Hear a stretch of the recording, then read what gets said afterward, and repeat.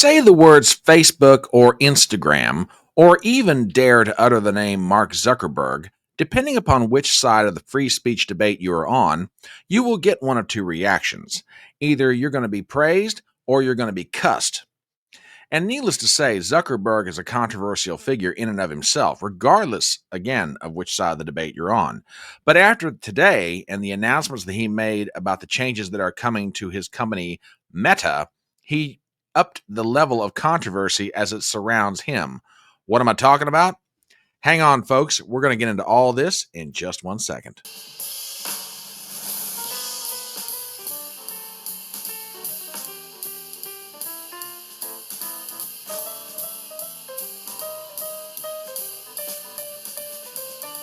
My name is Brian Trippett. I am your front porch conservative. Step on up to my electronic front porch and let's talk.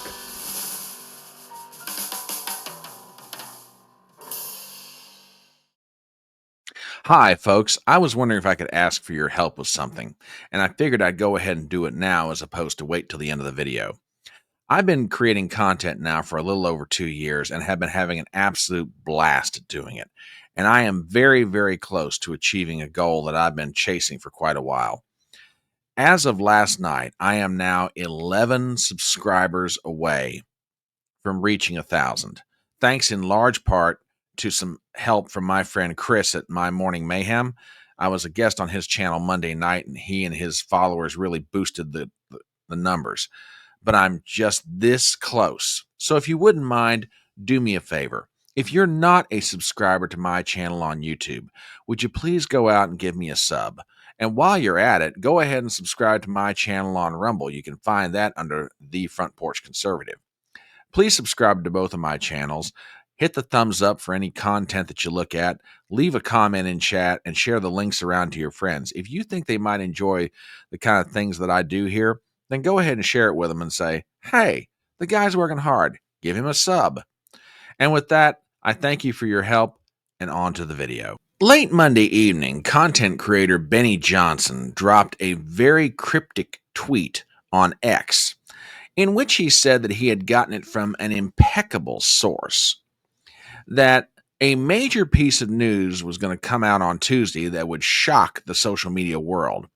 Well, when Benny drops something like that, normally it's not for the purpose of hyping something or teasing people without bringing the receipts.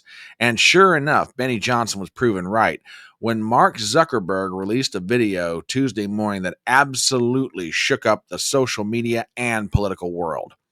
So with that, let's start with NBC News. I'll show you what Mark Zuckerberg said, and we'll talk about it for a little bit. To the internet we go, and to the pages of NBCnews.com. Meta is ending its fact-checking program in favor of a, quote, community notes system similar to X. Meta CEO Mark Zuckerberg announced a series of major changes to the company's moderation policies and practices, saying that the election felt like a cultural tipping point. Article written by Bruno Horvath, Jason Abrazizi, and Ben Gogan. We had the following. Dateline, San Francisco.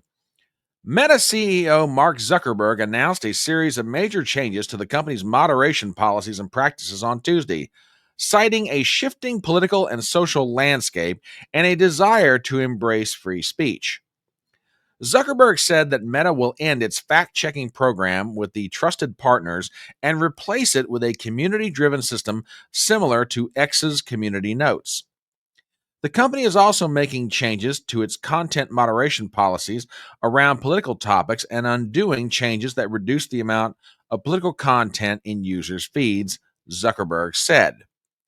The changes will affect Facebook and Instagram, two of the largest social media platforms in the world, each boasting billions of users, as well as Threads.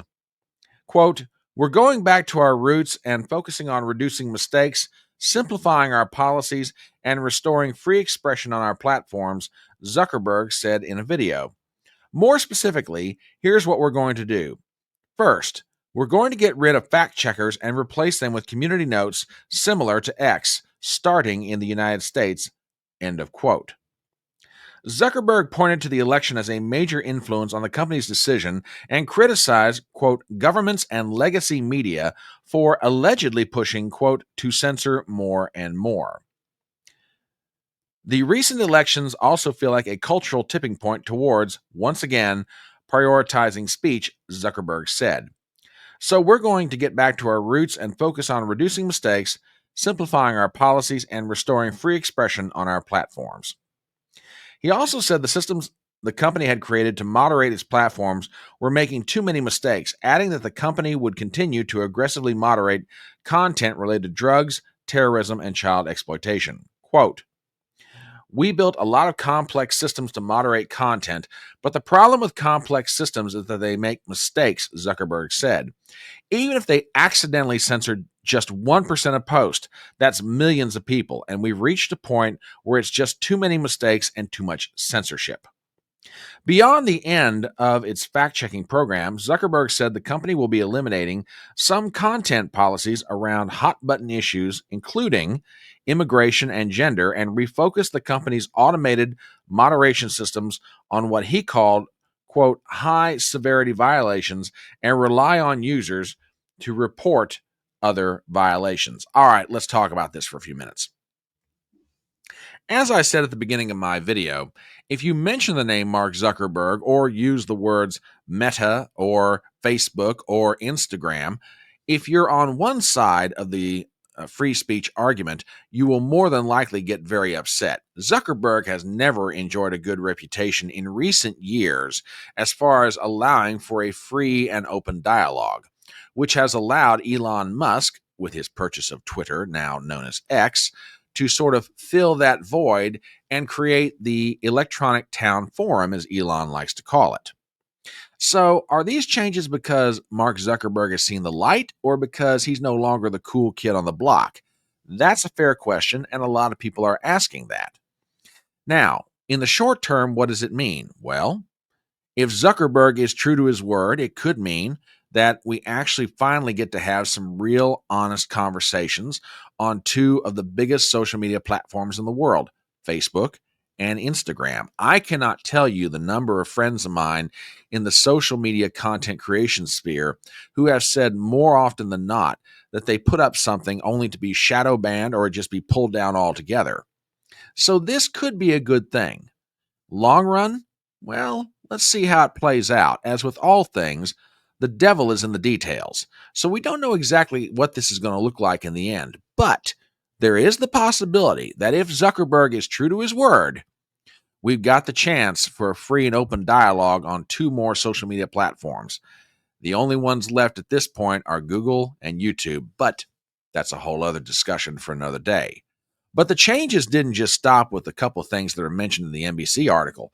We've got a couple of other items of interest. Check this out. From sfgate.com, we had the following headline: Mark Zuckerberg points to California bias, moves team to Texas. Meta, the Menlo Park tech giant, is swapping third-party fact-checking for X-Style community notes. Article written by Stephen Council, we have the following. Tuesday morning, Meta CEO Mark Zuckerberg announced a major overhaul to the contents policies for Facebook, Instagram, and Threads, cutting back on restrictions on several politically contentious topics and putting an end to the company's independent fact-checking program. And while he had everyone's attention, he got in a dig at California. In his 5-minute video announcement, Zuckerberg framed the policy shifts as a return to his Menlo Park company's roots around free expression. He argued that the company's content moderation systems have made too many mistakes and enforced censorship, and he said the November elections mark a cultural tipping point toward once again prioritizing speech. Now, go a little bit further into this article, and you have the following. Elon Musk has led a tech world charge for free speech and Trump deference. Several high-profile CEOs have also sought the incoming president's favor in recent weeks. One part of Zuckerberg's Tuesday video leaped out in particular for its, quote, political theater, in the words of New York Times reporter Mike Isaac, who has long covered Meta. Zuckerberg leaned directly into the California versus Texas divide, making the symbolic choice to base Meta's content review teams in more conservative state. Quote, we're going to move our trust and safety and content moderation teams out of California, and our US based content review is going to be based in Texas, the CEO said. As we work to promote free expression, I think this will help us build trust to do this work in places where there's less concern about the bias of our teams. Whoa! Now, there's a pretty big announcement, among other things, that Zuckerberg led off with. He's moving parts of his operation out of California at a time when Gavin Newsom cannot afford to lose any businesses in California beyond all the ones that have already walked out the door. And now you've got one of the biggest tech giants in Silicon Valley moving part of its operations out of state. Again, what does it mean for the long run? Yet to be determined. But there was one more piece of news related to Mark Zuckerberg's changes at Meta, and this one's fairly interesting. From the pages of Breitbart.com, we have the following. UFC head Trump ally Dana White joins Meta board of directors. Oh boy, as if things weren't interesting enough. Article written by Paul Boyes, we had the following. Dana White, CEO of Ultimate Fighting Championship and ally of President-elect Donald Trump, has joined the board of directors for Meta, the parent company of Facebook.